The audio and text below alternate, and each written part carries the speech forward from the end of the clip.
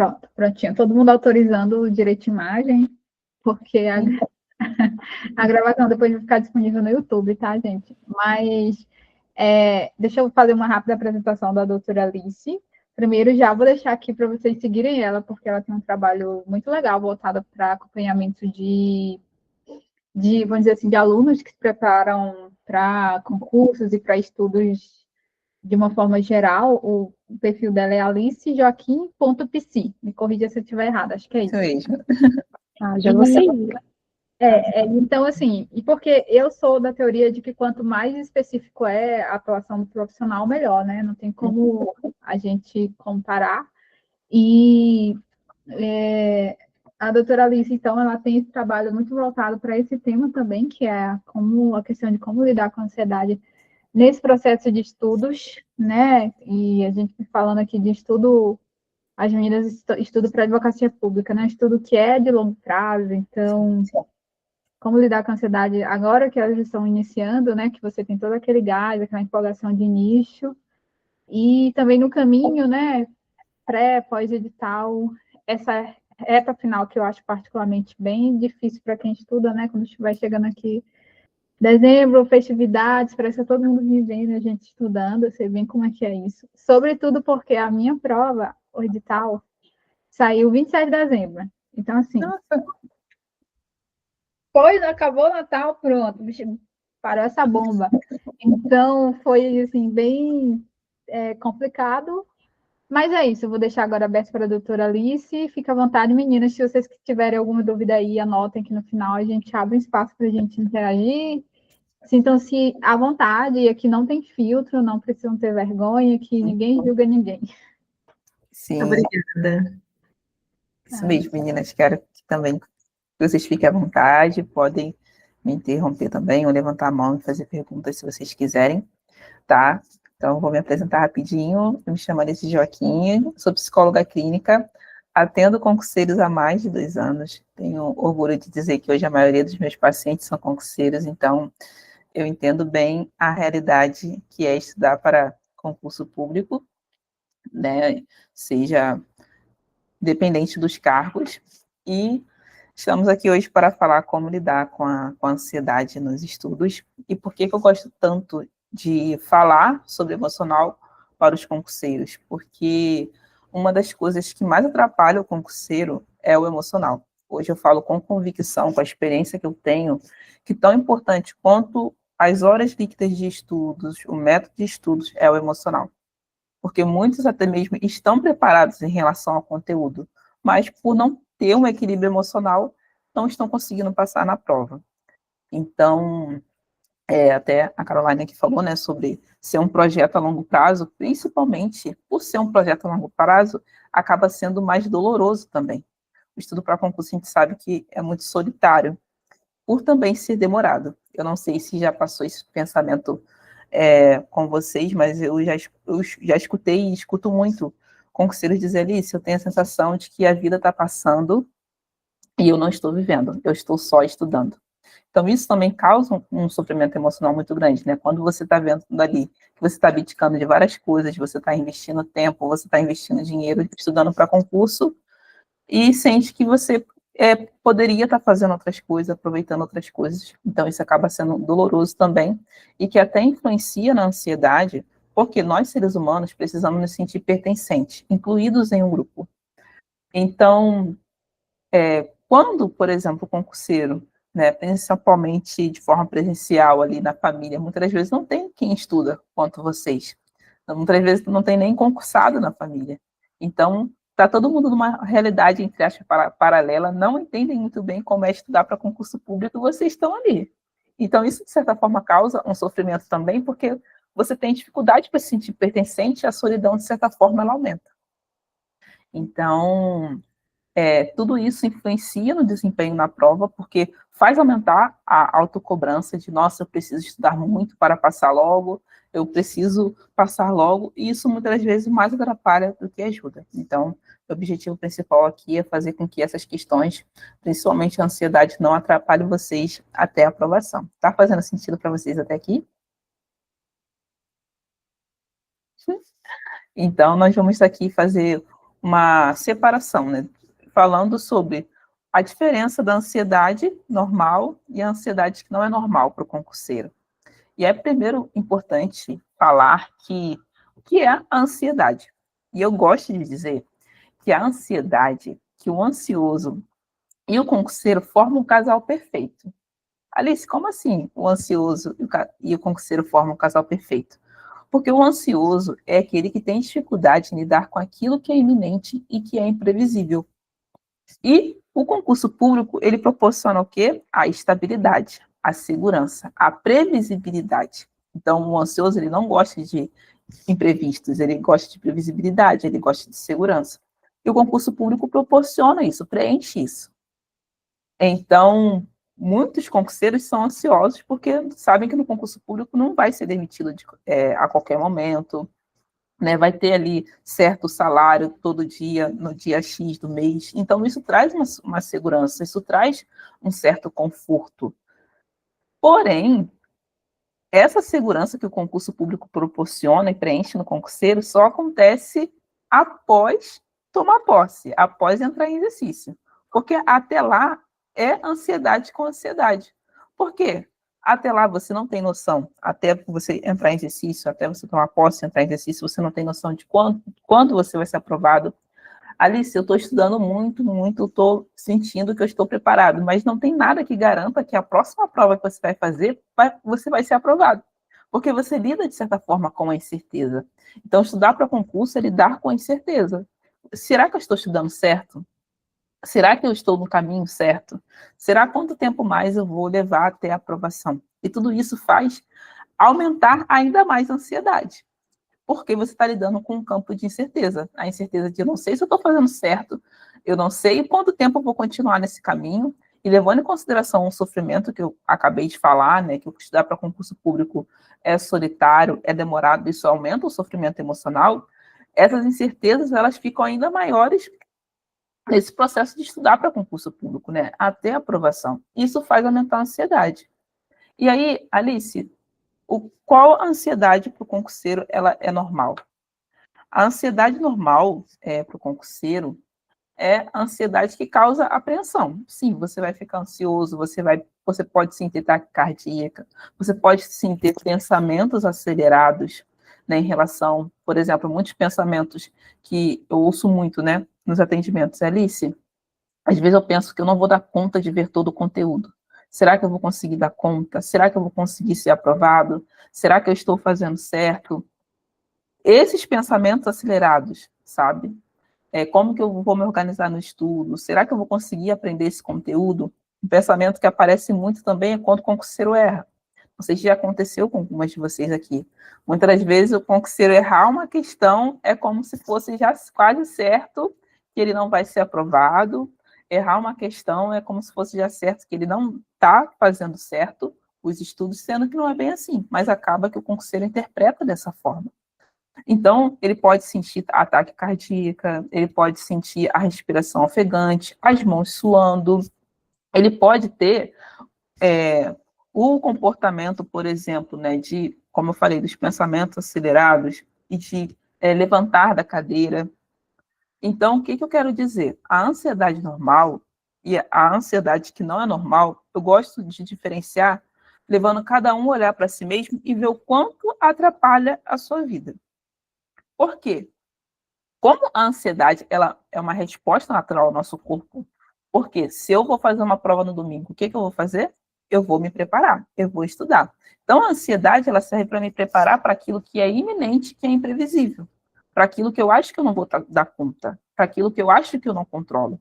Então, eu vou me preparar, eu vou sentir essa emoção, vou pensar que talvez eu não esteja preparado para a prova e vou estudar.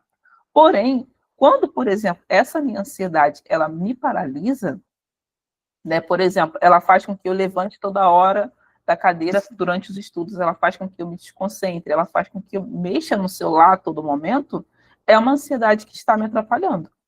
É uma ansiedade que está me distanciando da aprovação. Uma ansiedade que faz com que eu tenha pensamentos acelerados, que faz com que eu tenha sintomas no corpo. Essa ansiedade, ela vamos dizer assim, ela é patológica, ela precisa ser vista. Quanto mais te atrapalha, principalmente em relação aos estudos, mas essa ansiedade ela precisa ser levada em consideração. Então, quero que nesse momento vocês façam uma análise aí sobre como que essa ansiedade atrapalha vocês. Quanto que vocês conseguem ser realmente produtivas e produtivos ou não nos estudos e na vida pessoal também. Porque muitos dos sintomas, né, pensamentos acelerados, falta de concentração, muitas das vezes tem em outras áreas da sua vida também. E até é importante levar isso em consideração, porque, como eu falei, se eu vou fazer uma prova no domingo, é normal que eu fique ansioso. Agora, não é normal que eu fique ansioso em vários contextos da minha vida. Qualquer coisa que eu faça, algo que eu planejo, eu fico ansioso. Não é normal. Então, quanto mais atrapalha a minha vida, pior é e mais precisa ser visto. Está fazendo sentido para vocês? O que vocês estão achando?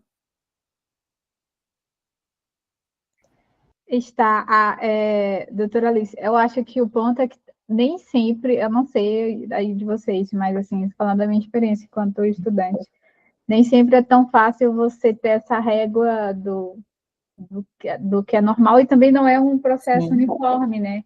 Então, existem fases do estudo que são particularmente difíceis. Por exemplo, essa fase do final do ano, que parece que está todo mundo comemorando, confraternização, não sei o quê. Você lida com a culpa de abrir mão disso, daquilo, ou não, né? Até que ponto faz sentido você abrir mão daquilo.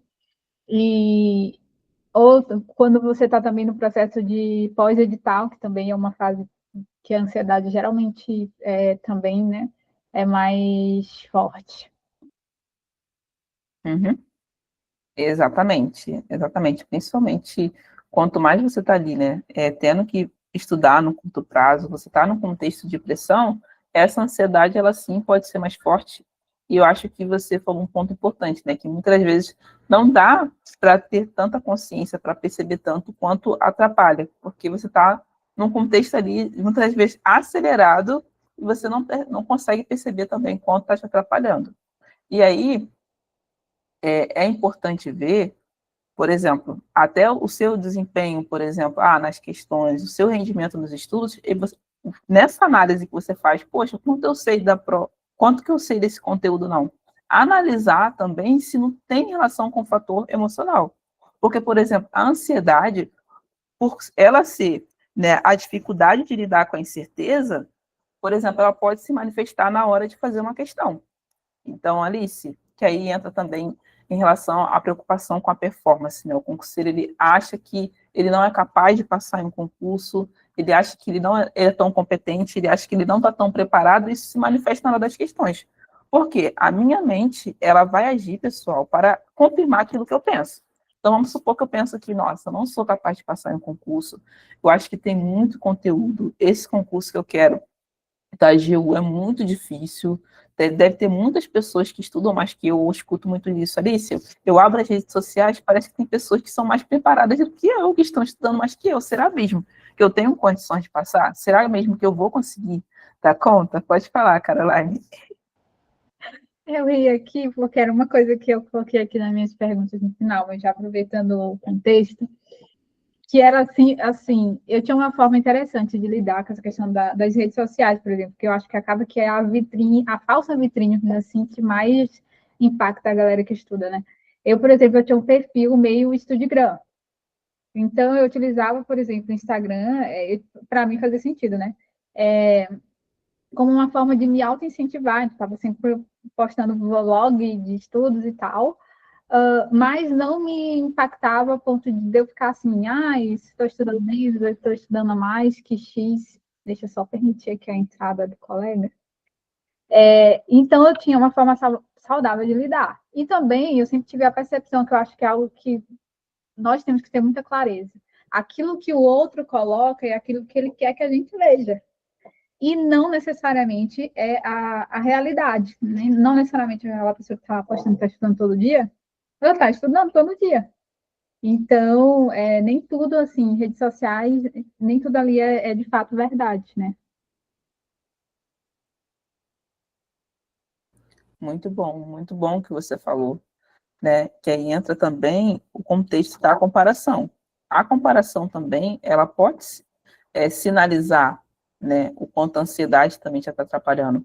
Porque, por exemplo, eu quero passar logo, eu acho que eu não estou dando conta, e aí eu me comparo com um colega e eu acho que todos estão melhores que eu. A comparação também pode ser um sinal que o seu emocional está te atrapalhando e que você precisa levar isso em consideração, né? E aí, como a Caroline falou, que muitas vezes você está ali no Instagram e acha que aquilo ali é a realidade, mas não é. E é importante, desde já, levando em consideração as estratégias para lidar com a ansiedade, é você considerar a sua realidade. Por quê? Se a ansiedade ela serve para me preparar para algo que eu acho que eu não estou pronta, se eu me preparar de uma forma que vai além do que eu posso realmente, que vai além do que meu corpo pode, do que minha mente pode, eu vou ficar ainda mais ansiosa. Por quê? A ansiedade quer que eu sinta segurança, quer que eu me sinta no controle da situação. Então, por exemplo, se eu me comparo, por exemplo, com a Caroline, eu vejo ela nas redes sociais, eu acho que ela estuda, sei lá, 12, 8 horas por dia. E eu acho que eu preciso estudar essa quantidade de horas também, por exemplo, da mesma forma que ela, eu vou acabar deixando de levar em consideração a minha realidade e vou acabar ficando ainda mais ansiosa. Então, olhar para a sua realidade, reconhecer, né, as suas limitações, reconhecer aquilo que realmente dá certo para você, reconhecer aquilo que realmente está no seu alcance, é igual, por exemplo, o horário de estudo. Pode ter pessoas aqui que falam, Alice, eu consigo estudar, por exemplo, bem cedo de manhã. Outro vai dizer, não, eu consigo estudar à noite depois do trabalho. Não, depois do trabalho eu acabo ficando muito mais cansado. Então, cada um tem uma realidade, cada um tem um funcionamento. E qual o funcionamento do seu corpo? Qual o funcionamento da sua mente? Porque eu gosto muito de usar o termo, Caroline, que o concurseiro, ele é um atleta mental. Eu ouvi isso, achei muito interessante. Porque não é porque você não desgasta o seu corpo que você não desgasta, de certa forma, a sua mente, que não é cansativo. E é um atleta mental porque você precisa ter disciplina, de certa forma, para poder estudar, você tem que treinar ali todos os dias.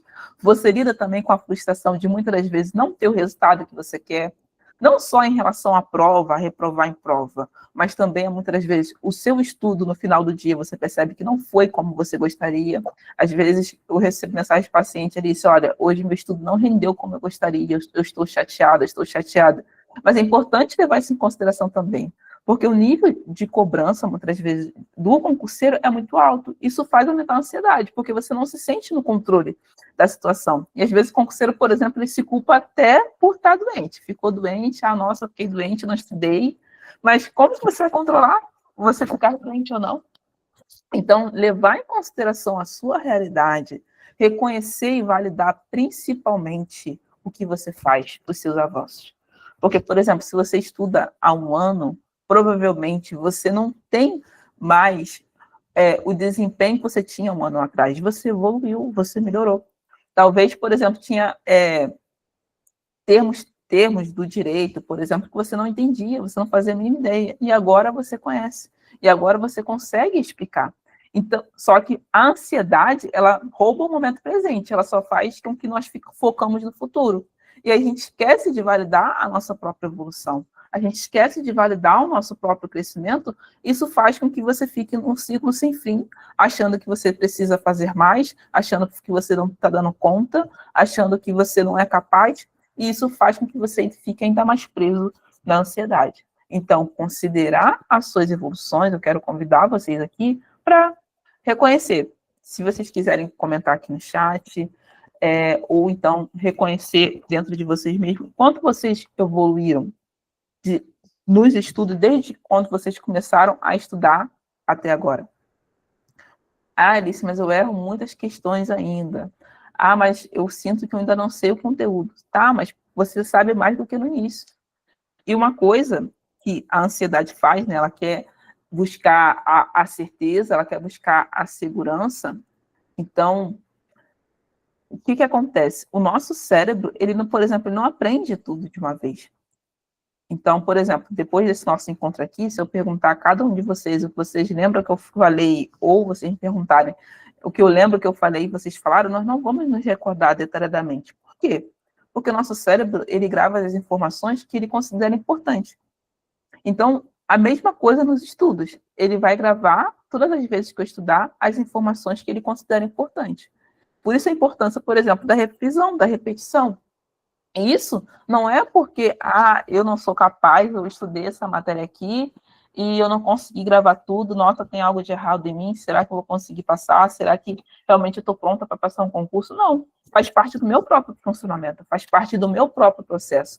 E você reconhecer esse processo, reconhecer que para você chegar até a aprovação, você precisa passar por esse processo, é muito importante. E validar as suas evoluções, fazer essa autoanálise. Por que, Alice, validar minhas evoluções? Porque isso também vai te motivar para você lidar ainda melhor com a ansiedade.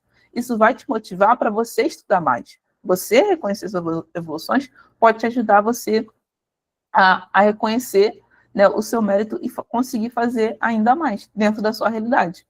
Está fazendo sentido para vocês? O que vocês estão achando?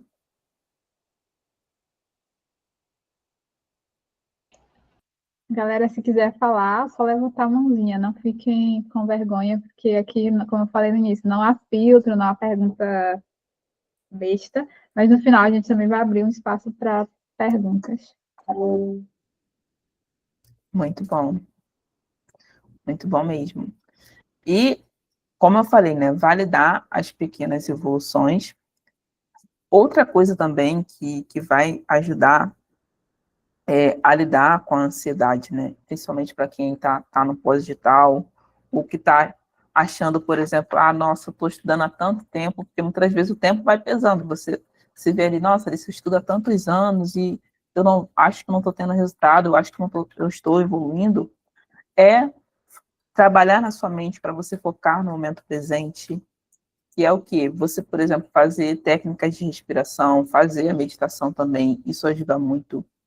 Então, por exemplo, né, sempre quando vocês se pegarem ansiosos na hora de estudar, então, Alice, todas as vezes que eu sento para estudar, eu já penso que é muito conteúdo, eu já penso que eu não vou dar conta, tente ali respirar devagar, focar no momento presente, para você diminuir a emoção. Por quê? Quando a minha emoção está muito alta, o meu emocional, o meu racional, melhor dizendo, ele fica de lado. Então, mesmo que eu tente pensar, entre aspas, né, pensar positivo, falando de uma forma que vocês entendam, mesmo que eu tente racionalizar, muitas vezes eu não consigo, porque meu emocional está muito alto. E o que eu posso fazer? Eu posso desfocar. Então, por exemplo, eu vou respirar devagar, eu vou olhar o que está acontecendo à minha volta, eu vou tentar escutar detalhadamente os sons que eu estou ouvindo, descrever na minha mente tudo que eu estou vendo à minha volta, para que a minha emoção diminua e depois eu conversar comigo mesmo sobre aquilo que eu estou pensando, sobre aquilo que eu estou sentindo. Alice, como assim? Conversar com você mesmo. Por exemplo, quando eu tenho, nós chamamos na terapia cognitivo comportamental de pensamento automático e, de certa forma, também é uma crença, que vocês podem considerar que é uma crença limitante, eu não sou capaz de passar nesse concurso. Eu acho que eu não vou dar conta de aprender esse conteúdo. Você conversar com esse pensamento, tentar ver, será mesmo que ele condiz com a realidade? Se eu acho que eu não estou dando conta, o que eu estou tentando fazer que está dentro do meu alcance? Porque, por exemplo, eu escuto muito de concurseiro ali, se eu acho que não estou dando conta, eu acho que eu precisaria fazer mais. E quando eu pergunto, mas levando em consideração toda a sua rotina, levando em consideração o contexto que você está hoje, porque eu sempre falo, né, que a vida adulta é feita de imprevistos, a vida adulta não é fazer igual todos os dias, porque quem trabalha, quem estuda, quem é mãe, por exemplo, pai, lida com outras questões, não consegue ter uma vida igual todos os dias, né? Porque o filho fica doente, é imprevisto no trabalho, são várias coisas para dar conta. Isso faz parte do processo também. Porque eu gosto de dizer, Caroline, por exemplo, que na lista de aprovados, cada um tem uma realidade. Uns só estudaram, outros trabalharam e estudaram ao mesmo tempo. Uns não, tem pessoas que, né, são casadas, por exemplo, mães, e mesmo assim estão ali na lista de aprovados. O que elas têm em comum? É o método de estudo? É a carga horária de estudo? Não. É a constância nos estudos, é a perseverança.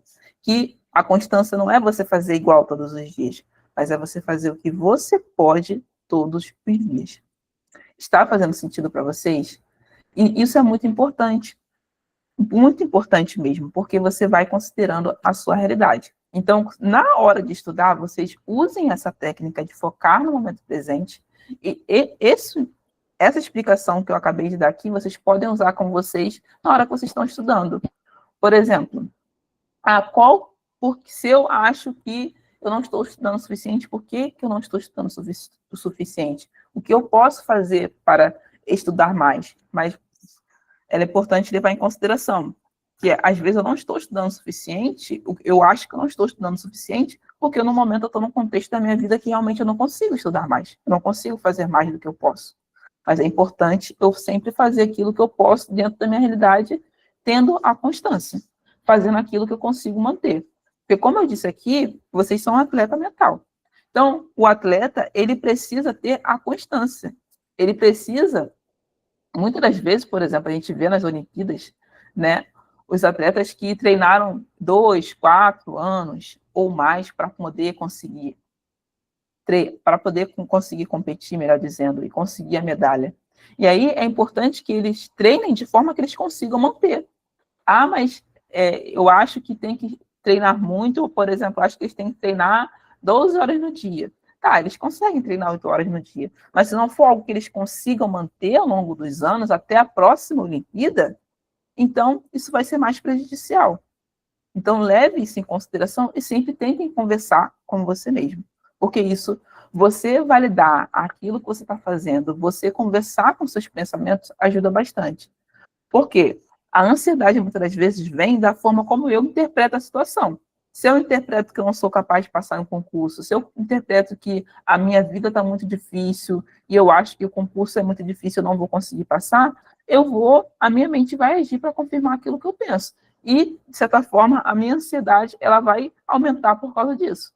Eu vou acabar ficando ainda mais em alerta por causa disso. Caroline que falou, eu faço muito isso, conversar comigo mesma, muito bom mesmo. Porque você está conversando com os seus pensamentos. E eu gosto muito de dizer que nem todos os nossos pensamentos condizem com a realidade. Quantas vezes vocês vivenciaram situações, antes de vivenciar a situação, vai ser dessa forma, eu tenho certeza. Depois que vocês vivenciaram, vocês se surpreenderam e pensaram, nossa, não foi nada do que eu pensei, foi totalmente diferente. Então, nem todos os nossos pensamentos condizem com a realidade. E é importante levar isso em consideração também. Aquela ideia dos pensamentos catastróficos, né? A gente sempre tende a colocar a situação, pior cenário, pintar o pior cenário possível, né? Exatamente. Pensar no pior cenário possível. Não, se eu fizer, por exemplo, 10 questões, essas 10 questões que eu vou fazer agora, eu vou errar todas. E aí você não erra todas. Então, e muitos, né, até vão fazer a prova achando que vão ter um desempenho péssimo. E depois pensam assim, nossa, eu fui melhor nessa prova do que eu pensei. Muitos até são aprovados nas provas que menos esperam, né? Porque estavam ali de forma tranquila, estavam ali sem deixar a ansiedade ficar elevada. Caroline, pode falar.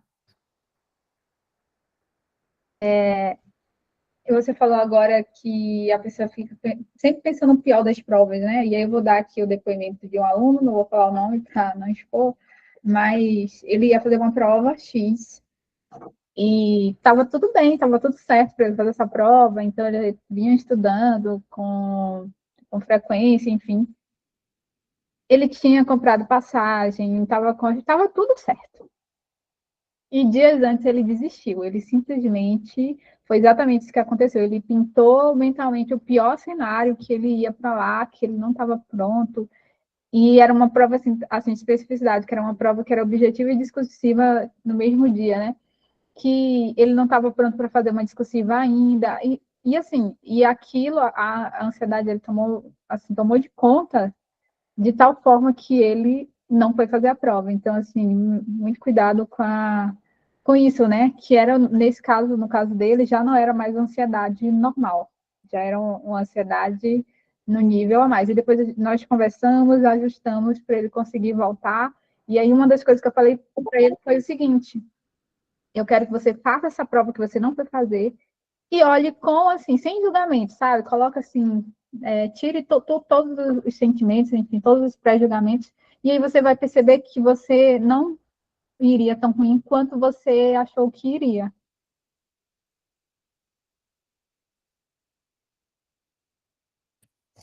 Fechei o microfone. Ai, não, eu disse, pronto, era só isso, porque senão eu começo Não, muito bom. Muito bom. Para confirmar, né? Como que a forma como nós interpretamos a situação influencia muito. Influencia muito.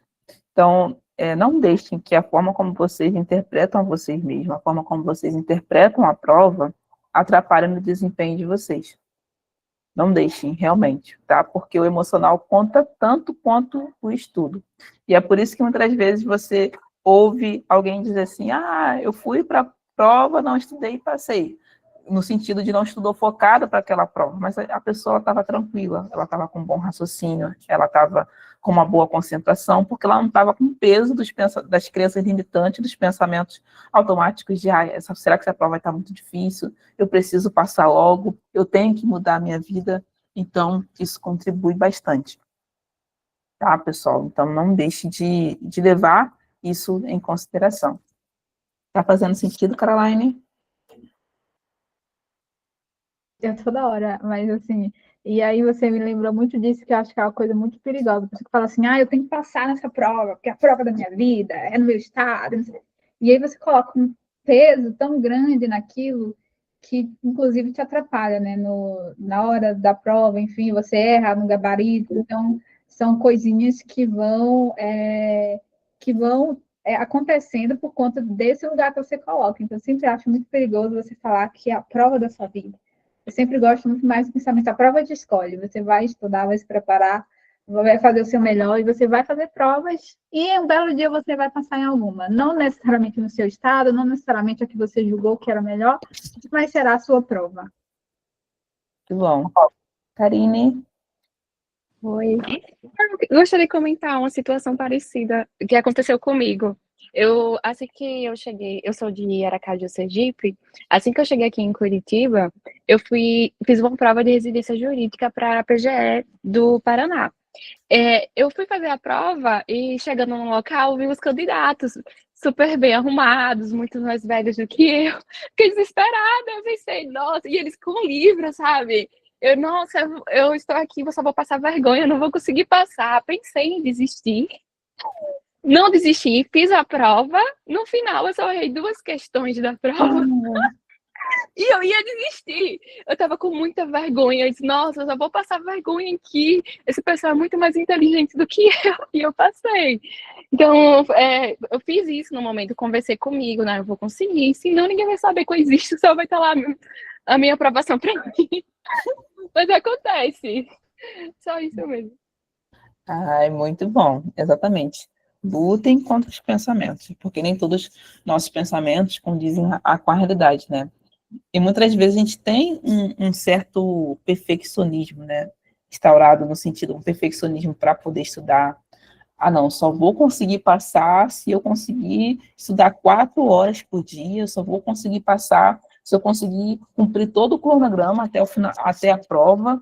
E tem essa rigidez, por mais que incentive, parece que faz você se preparar melhor para a prova, mas ela mais atrapalha do que ajuda. Por quê? Se eu tenho perfeccionismo, sendo que minha vida não é perfeita, entre aspas, se eu não faço igual todos os dias, então não vai dar certo. E aí eu gosto sempre de levar em consideração e fazer essa alusão à autocobrança excessiva, que também tem influência do perfeccionismo, como se fosse um carro.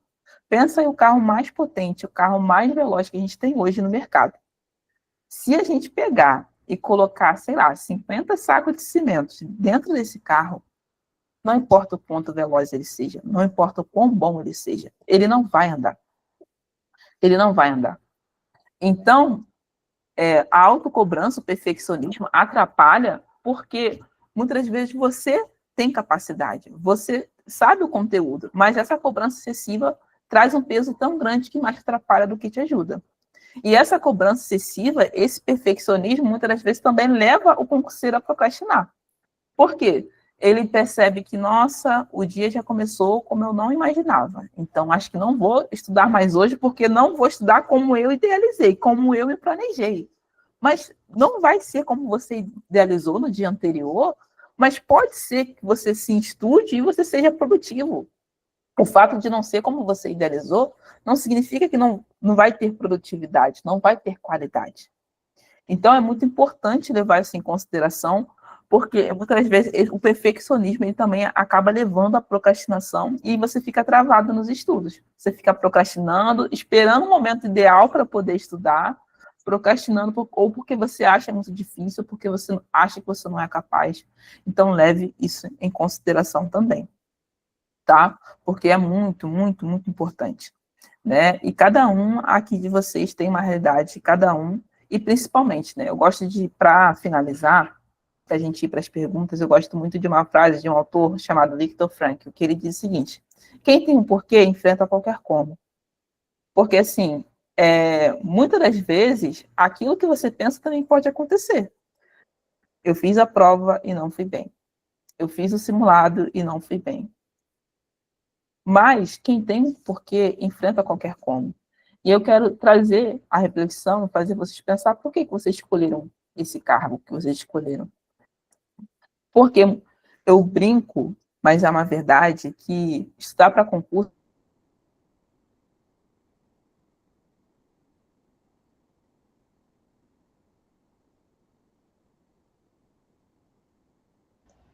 Deixa eu ver o que foi que aconteceu.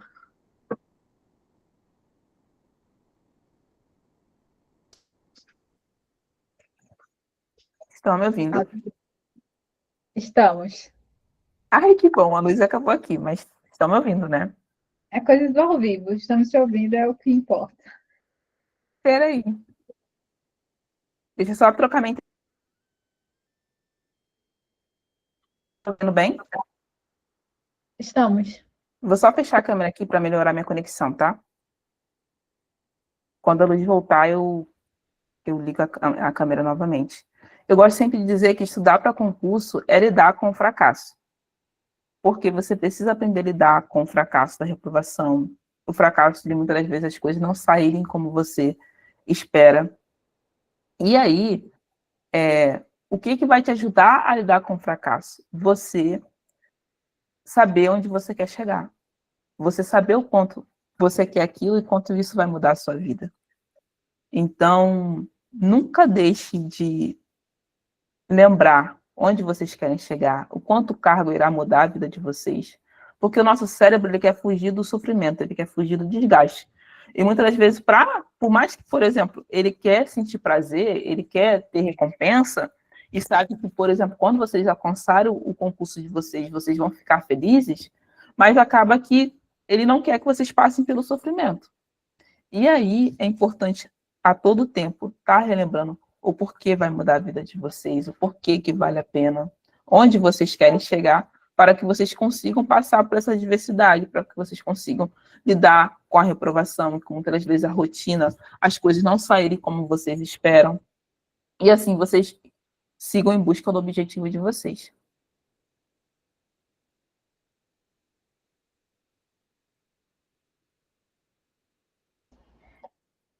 Agora sim, a gente vai abrir. Tem duas perguntas que mandaram do Instagram. E aí depois a gente abre aqui para vocês trazerem as dúvidas. Não precisa ser dúvidas, às vezes só quiser contar algo que aconteceu com algum acontecimento, ou enfim, falar alguma coisa, fique à vontade. As perguntas que mandaram foi o seguinte: como saber se a ansiedade que eu tenho é normal? E acho que a gente até falou sobre isso, né? Que às vezes é difícil você ter essa regra de saber o que é normal, né? E que também acho que é uma coisa que não é algo uniforme, né? Na preparação. É sempre, eu falo por experiência própria, né? Por exemplo, toda a minha preparação, eu consegui lidar bem com ansiedade. Talvez porque eu sempre fui um pouco, vamos dizer assim, iludida. Então, assim, eu era sempre muito otimista, achava que ia dar certo. Então, eu era dessa vibe. E isso, de certa forma, tirava um peso, né, que desse processo de estudar para concurso. Mas, assim, em uma determinada segunda fase, no meu caso, foi quando ela saiu desse lugar do normal. E assim, é até repetitivo. Talvez se vocês já me acompanhem há mais tempo, eu já falei isso. Mas, assim, de uma forma geral, essa falta do controle da ansiedade me levou a uma reprovação na segunda fase. Então, por isso que eu, particularmente, confesso que eu era desse time, que achava que essa parte mental e emocional não era tão importante, enfim, e aí, então, cuidem da mente de vocês. Eu sempre falo, se precisar parar, parem. Um final de semana que vocês não estudem não vai ser o motivo de vocês passarem ou reprovarem. E depois retomem, sempre falo também como é que eu coloco? Que é como se fosse da instância. Você furou uma semana toda de estudo, na segunda volte como se nada tivesse acontecido, e o importante é isso. E eu não sei se a doutora quer complementar alguma coisa com a resposta. Não, é isso mesmo. Muitas das vezes a ansiedade, ela está escondendo realmente o cansaço. E aí, o que eu sempre trago é o seguinte, o que é melhor, você estudar, por exemplo, com muito sono, cansado, e você ter que ler um mesmo parágrafo de um PDF várias e várias vezes, ou você respeitar os seus limites, dormir, acordar mais cedo e estudar com uma melhor concentração, com melhor raciocínio, com uma boa memorização. Provavelmente você vai ser mais produtivo quando você estuda descansado. Então, esse momento de descanso que você passa, por exemplo, com a sua família, que você dorme bem, ele contribui para o seu estudo, ele não atrapalha, ele ajuda. Por mais que você ache que você deve... Eu escuto muito, né? Alice, mas eu sinto que eu deveria estar estudando. Quando eu estou ali com a minha família, estou fazendo outra coisa, eu sempre penso que eu deveria estar estudando. Tá, mas leve em consideração, não. O que eu estou fazendo aqui, eu estou descansando, eu estou respeitando meu corpo, eu estou recarregando as minhas energias, eu estou também contribuindo para o meu estudo. É isso aí. E a outra pergunta foi o seguinte: como tratar da ansiedade no pós-edital, que acho que foi particularmente o meu problema. Entendi. Como tratar da ansiedade no pós-edital, respeitando os seus limites. Quando você vê ali que realmente você precisa descansar, descanse, né? Respeite ali o seu corpo, respeite a sua mente. Leve em consideração que você precisa chegar bem, para a prova. Você precisa fazer algo que vá fazer você chegar, se sentir bem preparado no dia da prova. Então, tenha essa autocrítica, porque tem pessoas que não, pós-edital, eu vou abrir mão do máximo que eu posso, porque eu sei que a prova edital é um tempo limitado de esforço, então eu vou fazer isso. E sei que para muitas pessoas pode dar certo, mas será que para você vai dar certo? Então, veja aquilo que realmente vai dar certo para você e tome cuidado com as comparações, porque às vezes pode dar certo para mim, pode não dar para você. Então, leve isso em consideração também. Outra coisa, né, como eu falei aqui, usar a meditação, usar a respiração também para poder lidar com esse momento, né, de você estar ali sabendo que você está num curto prazo para estudar e você tem ali já a data iminente da prova. Use essas técnicas para te ajudar para regular o seu corpo. Se possível, faça pelo menos 2, 3 vezes atividade física, porque ajuda bastante. Porque a atividade física, ela ajuda a liberar o estresse natural do seu corpo, a ansiedade natural do seu corpo, então ela vai mais ajudar do que atrapalhar. Fez sentido conseguir responder? E principalmente, né, cuide dos seus pensamentos. Converse com você mesma, com você mesmo. Cuide dos pensamentos, porque isso é muito importante. Se vocês... Tem alguém aqui pedindo para entrar, peraí. Se alguém quiser fazer pergunta, apontamento, tire todo o filtro da vergonha que vocês têm. Sim, quem tiver vergonha de falar, pode escrever aqui nos comentários, tá?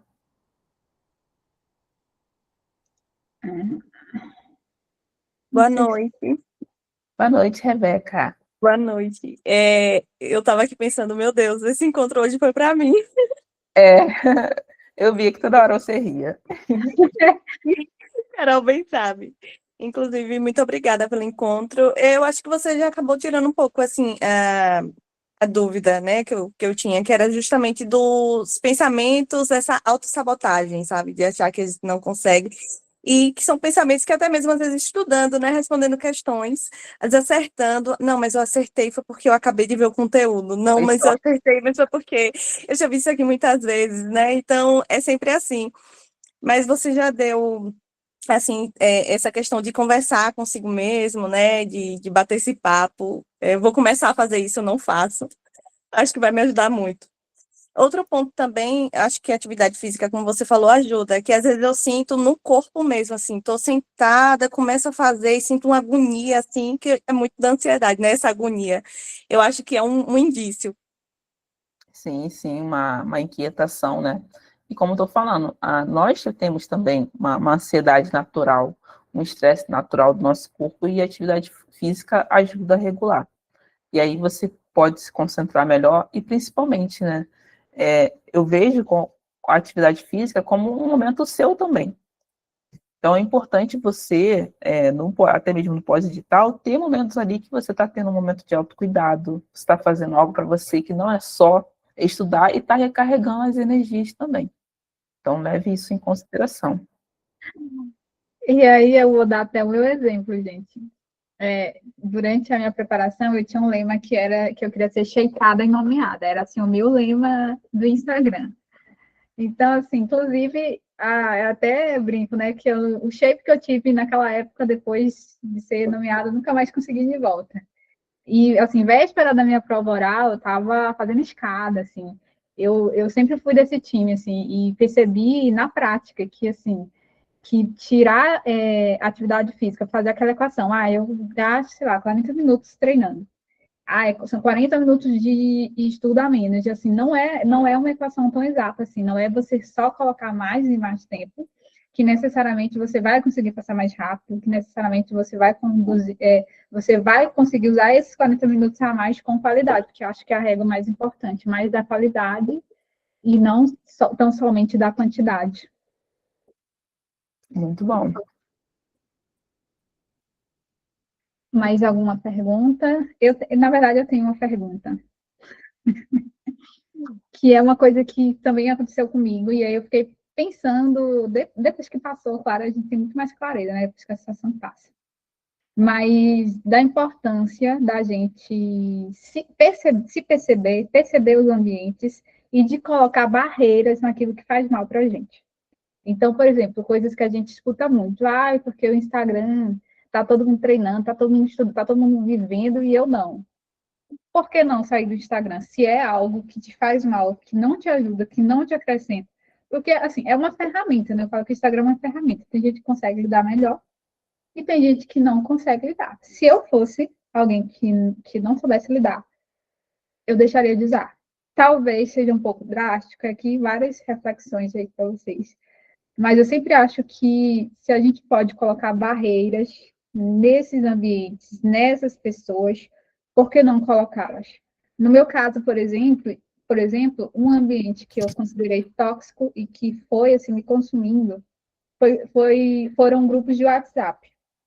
Vocês vão perceber que depois que vocês passam nas primeiras fases, começa a ser inevitável. E antes eu vivia muito alheia, né? De grupo, de Telegram, nada.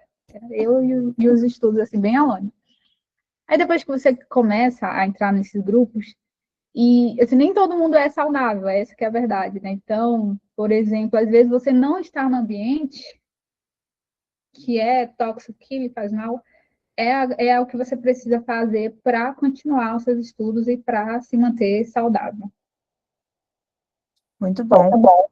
Faz todo sentido.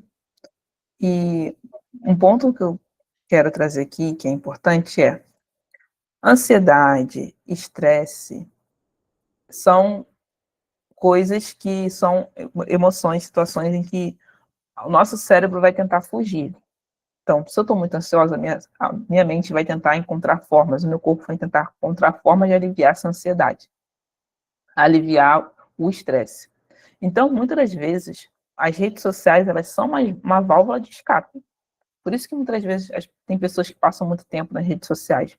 Mas, na verdade, porque elas estão fugindo do estresse, elas estão fugindo da ansiedade. Estão usando ali como uma estratégia para amenizar a ansiedade, para fugir dos pensamentos negativos, vamos dizer assim. Então, se isso acontecer com vocês, se vocês perceberem que as redes sociais, por exemplo, está sendo uma estratégia para vocês fugirem dessa ansiedade, para vocês fugirem dos pensamentos negativos, levem isso em consideração. Busquem terapia também para vocês conseguirem organizar o pensamento de vocês, mudarem a forma de pensar, né? Eu escuto muito, Alice, minha mente parece que não para, minha mente fica embaralhada. E muitas vezes ali, você rolando o feed, muitas vezes é o que te alivia, mas é um alívio momentâneo, mas é um alívio que não resolve, porque, como a Caroline falou, muitas vezes você vai ver coisas ali, grupos de WhatsApp, várias mensagens que vai te deixar ainda mais ansioso. Então, observem isso também. Agora, quanto a colocar limites, se for importante, se você acha que você não está tendo controle de, por exemplo, não recorrer às redes sociais, então tire. Tire e busque outras formas de você aliviar seu estresse, de você aliviar sua ansiedade. Eu gosto muito que uma paciente, uma vez ela fez isso, deu certo para ela. Por exemplo, ela desinstalava o aplicativo e só mexia nas redes sociais no final de semana. Então, ela ia lá, mexia no final de semana, durante a semana, ela ia e mexia. Então, pode ser uma estratégia também, para quem não consegue ficar 100% longe das redes sociais. Mas, assim, se te atrapalha nos estudos, você percebe que aquilo tá realmente atrapalhando, então, se você achar melhor tirar, tire, porque o importante é você conseguir estudar e ser aprovado. Tem aquelas ferramentas também de limite de tempo, né? É algo que eu particularmente uso, tá, gente? Eu uso bastante Instagram hoje, mas eu coloco porque a gente perde facilmente a mão do quanto tempo que a gente gasta nas coisas, né, em redes sociais. Tem uns aplicativos que bloqueiam, por exemplo, você chegou a 30 minutos, por exemplo, que era o seu limite. Quando você chegar nesse tempo, o aplicativo bloqueia, você não consegue mais acessar. Tem essas coisinhas também, né, tecnológicas que nos ajudam a colocar os limites. Mais alguma dúvida? Como eu falo, né? Dúvida, medo, trauma.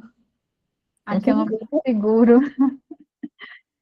Gente, então era isso. Não sei se a doutora. Tá. Eu queria, pronto, para a gente finalizar esse momento, que a doutora Alice deixasse aqui uma mensagem, uma frase, algo que ela considere relevante para vocês conseguirem colocar no dia a dia, tentar fazer essa jornada um pouco mais suave, se é que é possível. O que eu mais gostaria de deixar, se fosse uma frase, é que vocês são capazes e as dificuldades que vocês enfrentam, muitas das vezes têm mais relação com o processo que é estudar para concurso público e não porque tem algo de errado em vocês. Porque, assim, eu sempre falo que a maioria dos aprovados, por exemplo, coleciona mais reprovações do que aprovação. Então, cada um teve ali sua rotina imperfeita, suas dificuldades, conseguiram chegar lá. Então, vocês também podem chegar lá. Mas talvez não chegue da forma como vocês idealizam, porque muitas das vezes o ansioso, ele idealiza na mente dele como vai ser o dia dele, como vai ser o estudo, e ele acha que precisa ser daquela forma. Talvez não vai ser da forma como você realmente idealiza, mas que você é capaz. Não deixe a sua mente, seus pensamentos atrapalharem na sua aprovação, tá bom? Contem comigo também. Quem quiser depois me mandar mensagem, mandar um áudio, né? Vai ser um prazer ajudar, tá? Não falo nem só da terapia, não. Eu faço isso também com os concurseiros que me mandam mensagem. Como eu falei, né? Eu gosto muito de atender os concurseiros, porque eu sei o quanto é solitário, eu sei o quanto é difícil, tá? Vai ser um prazer ajudar vocês. E até uma próxima, se possível. E só que deixar aqui a sugestão do perfil, sabe? Para quem chegou depois, a doutora Alice, ela tem esse trabalho muito voltado para a ansiedade, para esse perfil de estudantes de cursos e provas difíceis no geral. O perfil dela lá no Instagram é alicejoaquim.pc, certo? Isso mesmo. É bem fácil, coloquem lá e ela tá sempre colocando lá conteúdo relevante, né, nessa perspectiva de emocional, mental, estudos, ansiedade e afins. Quero agradecer a disponibilidade da doutora Alice por estar aqui nessa sexta-feira. Até falei no início que a data não foi a melhor, porque muita gente emendou o feriado, né, de quinta com sexta, e aí quando eu escolhi a data, nem me toquei do feriado da quinta. Mas, de qualquer forma, foi muito proveitoso. Para quem chegou depois e quiser de repente assistir, eu vou deixar a gravação lá no YouTube para vocês, para quem quiser de repente também reassistir com calma, enfim, fazer anotações. Muito obrigada, fiquem com Deus e um bom final de semana para todos. Tchau.